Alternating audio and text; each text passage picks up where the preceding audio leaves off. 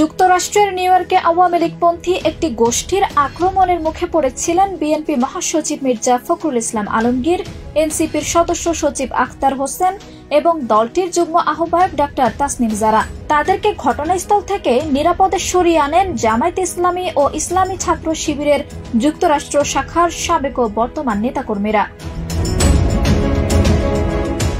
এ সময় উপস্থিত ছিলেন সিলেট শাহজালাল বিজ্ঞান ও প্রযুক্তি বিশ্ববিদ্যালয়ের সাবেক শিবির সভাপতি মারুফ রহমান। তার সঙ্গে ছিলেন নিউ ইয়র্কে অবস্থানরত শিবিরের সাবেক নেতা আব্দুল্লাহিল ওয়াহিদ সহ আরও ৫ জন।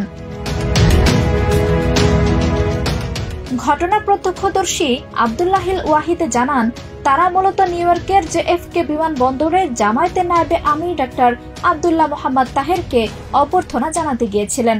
তখন জানতে পারেন মির্জা ফখরুল, আখতার হোসেন ও তাসনিম যারা একসঙ্গে বের হচ্ছেন এবং আওয়ামী লীগের একটি গ্রুপ সেখানে অপ্রীতিকর পরিস্থিতি তৈরি করছে। তিনি বলেন, আওয়ামী গোষ্ঠীটি আখতারকে পেছন থেকে লাথি মেরেছে, গালিগালাজ করেছে মির্জা ফখরুলকে, এমনকি তাসনিম জারাকেও ধাক্কা দিয়েছে। তাদেরকে অসহায় অবস্থায় দেখে তাদের বাঁচানো আমাদের নৈতিক কর্তব্য হয়ে দাঁড়ায়। এই সময় মারুফ রহমান নিজ হাতে মির্জা ফখরুলকে গাড়িতে তুলে দেন, আখতার হোসেনকে নিয়ে যান আব্দুল্লাহিল ওয়াহিদ।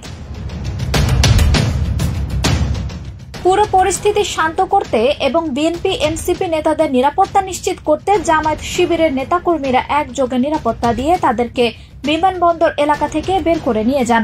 ঘটনার পর অনেকেই ক্ষোভ প্রকাশ করে বলছেন, ছোট দল হিসেবে এনসিপির পক্ষে পর্যাপ্ত প্রস্তুতি না থাকাটাই স্বাভাবিক, কিন্তু বিএনপি দেশে বৃহৎ রাজনৈতিক দল হওয়া সত্ত্বেও কেন প্রবাসী মির্জা ফখরুলের মতো একজন নেতার নিরাপত্তার ব্যবস্থা করতে পারেনি?